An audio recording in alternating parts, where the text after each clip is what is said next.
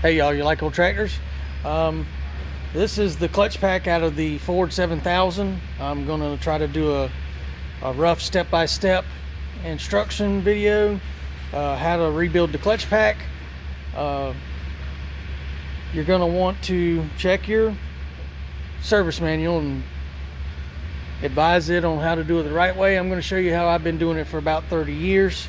This will apply to 5,000 all the way up to about 7710. So let me get the camera ready and I'll come back to you and we'll get started. Okay, I've kind of got the camera set up here. You can see my hands. First of all, this is your PTO clutch pack. I've taken the liberty of going back to the press. I have this homemade tool. It's just a piece of pipe that I cut a window and welded a plate to. You put this on here, like so. You press this down, you put your window. That way you can get your pliers in here to get this snap ring once you press it down. I've just got these old duckbill, is what they call them, duckbill transmission pliers. They're just a Lyles, no fancy anything. You can pick these up from any auto parts store usually. If they don't have them in stock, they can order them for you. They're not a big deal. But you just reach in through the window, snap it off, let the hydraulic press come up, and there you have it. So let's lay this out for you. There's your snap ring. There's your retainer. This is your piston return spring. Kind of a big boy. And then when you look in here, this is what the inside of your clutch pack looks like. You've got a steel snap ring right here. There's no pressure on this. I just use a little bitty screwdriver. Come in here. It's not always so easy. Kind of get it up under here like this. There you go. Now it's very important, because I have seen some of these that the clutch packs are convex concave, which means the middle will be higher than the outside, and the way you can do that is lay it on a flat surface and look at it. If the middle's higher, well, then you have convex concave. You have to make sure you put them back the way you took them out, because they act as a spring for release. So here's your top plate. Clutches so far so good. No bluing.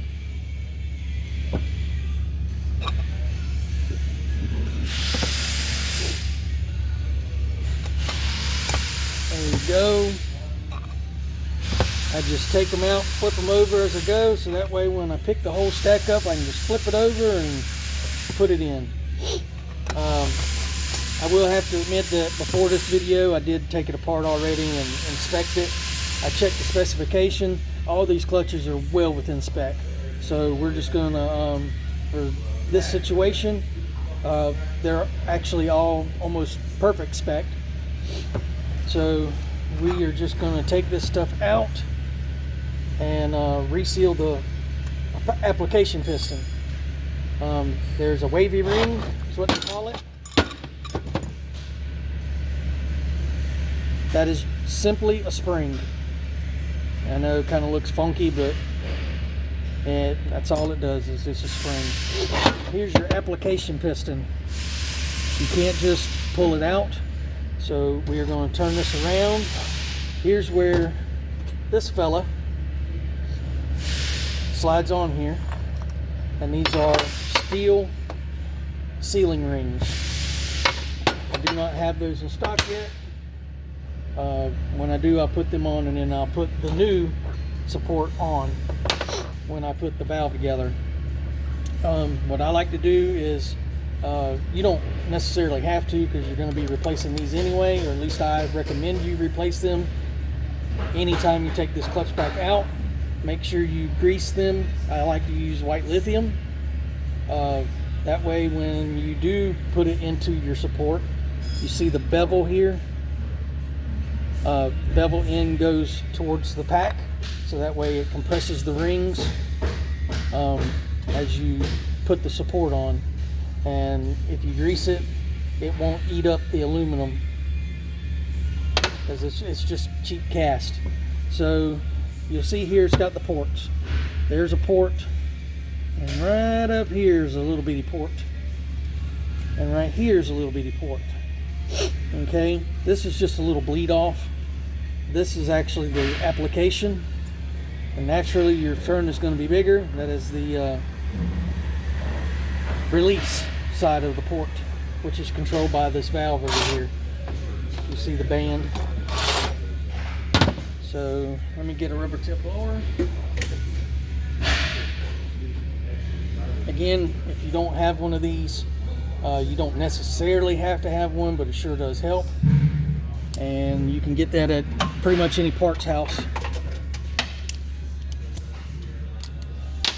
So plug that in, find your application, and put your rubber tip there.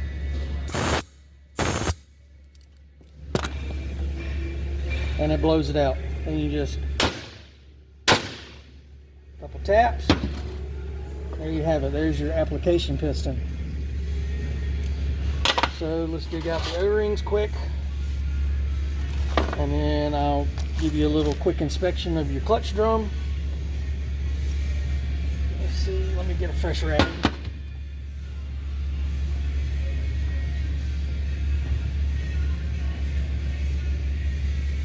You're going to inspect this clutch drum housing for any burrs, nicks, or wear inside the teeth here. This does show a little wear, but it's not actually chewing into the gears. So that part is okay. Just wipe it out. I always like to rinse it with a little brake clean.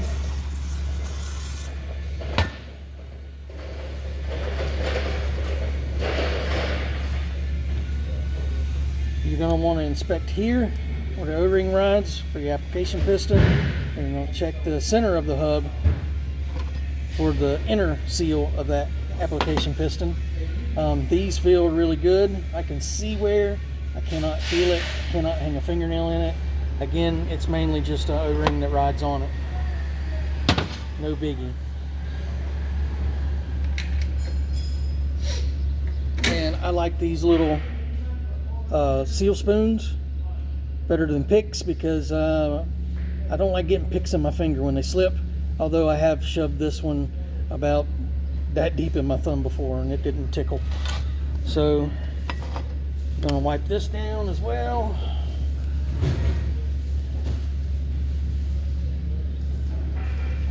Give it a light inspection. You can see it was riding pretty flatly inside of the drum here. There's no major wear or anything, no burrs. I can wipe my fingers around it. That's what you're looking out for, because the burrs will mar up the surface of the sealing, and it can affect your application or your release. So I take my spoon, shove it in there like so. Always clean your grooves because crap gets in behind there. So I just fold up a little piece of rag.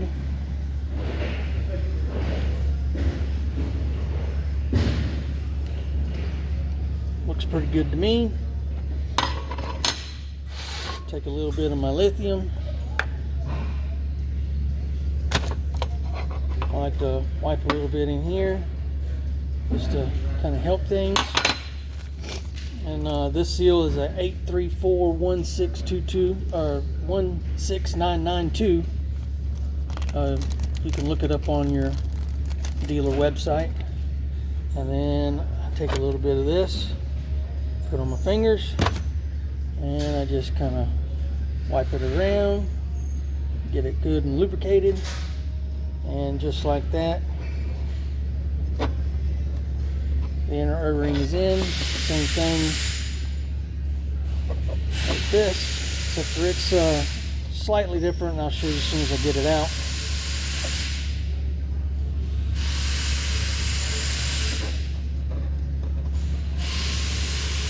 Okay, now if you'll notice, this is kind of hard because it's kind of sticking, you know. This is a flat cut O-ring. And yes, they do call it an O-ring, they do not call it a seal.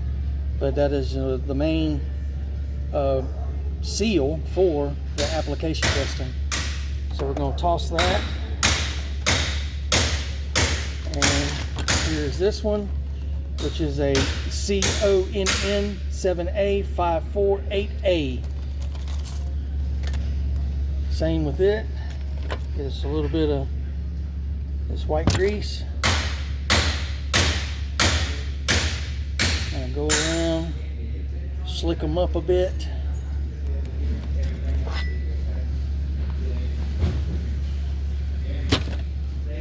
Wipe this around here. And you can see that it's not too nasty in there. Just put it around. Make sure to try not to stretch this out too much. You're gonna stretch it, but try not to stretch it out too much. Make sure it's lubed really well. Wipe some on this side. And there you go. It is on there. I like to take a healthy amount of this and wipe it down inside of here. When you go to put it back, it slides relatively easy.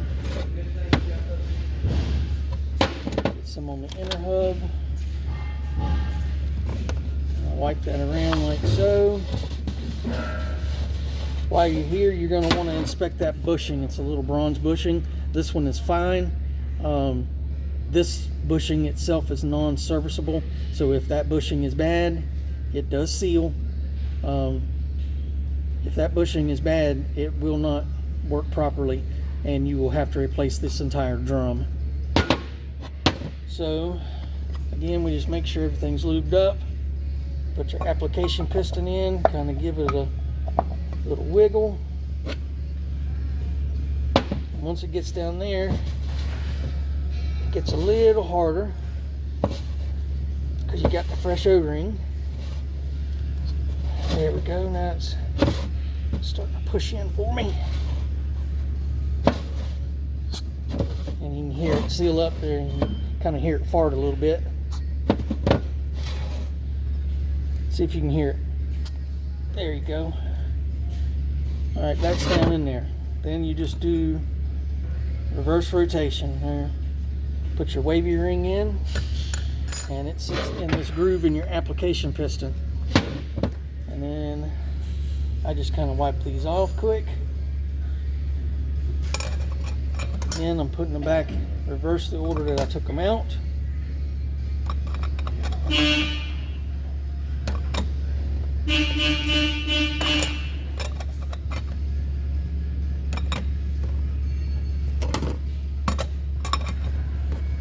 This is not rocket surgery, guys. I am a full-blown certified idiot, and I can do this. So that means if you got half a mind, you can do it too.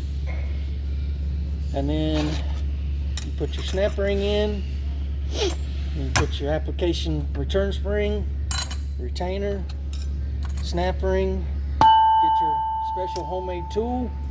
Again, nothing fancy at all. This was just a piece of pipe. I cut a window in, I put a steel plate on it. I very crudely welded it because I'm not a welder. And put it on there, put it in your press, and press down. Then you reach in here through the window with your, I'll get the right ones, with your duckbill pliers, and you open it, set it down in there. Really just that easy. So the next thing that I like to do is, here is the valve for the stop band, the brake band, and it is the application valve which the support bolts to. So we're going to remove the band because it's going to be replaced, and I don't have it yet, but I'm going to show you just for teaching purposes here. Take this little cotter pin out, take that pin, and then this whole band assembly comes off.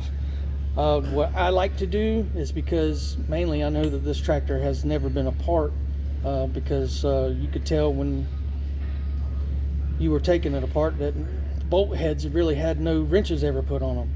So when I put my new band on, typically I like to set it to the same thing as where it was. You can adjust it to whatever your manual spec is, but 9 times out of 10 this is going to work if you put it back exactly where you found it. I've never had a problem. I've done quite a few of these. Just put it back where you started and it's good. Okay, this is the brake band application piston. Here's your valve right here. Good snappy detent. We're going to say that's probably good because there's no seals in here, and it did apply the piston. It just was slow because we had other issues.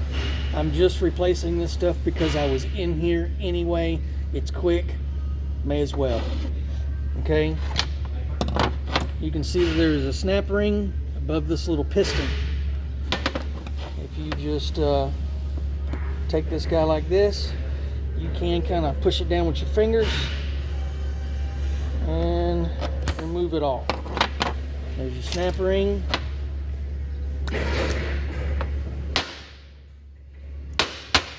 Couple little taps and it usually comes out, I should say.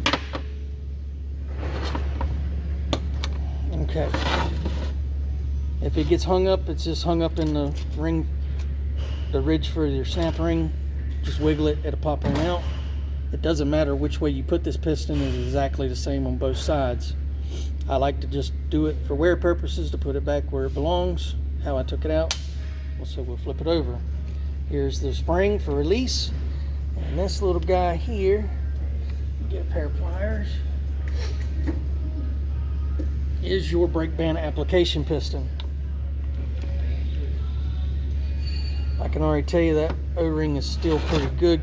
Let's see if you guys can hear it.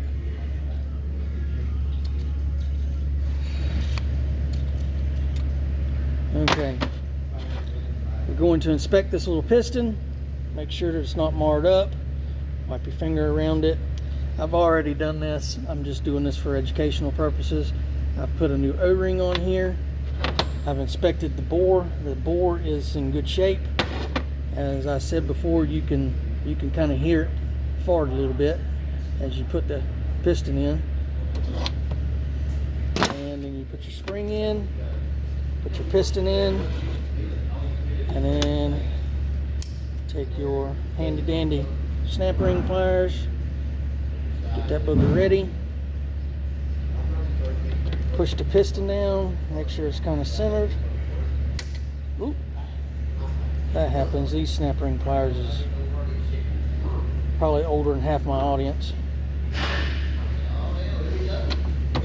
Push this down, release it, take my seal spoon, kind of move it around there, make sure it's seated, and you can see that guy moves.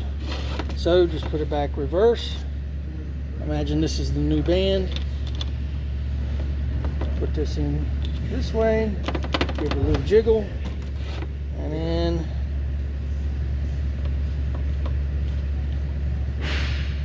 of course use a new Carter key, but just for these purposes I'm just going to stick the old one back in. So there you have it. There's a clutch pack rebuild, kind of rough and gritty. Appreciate y'all.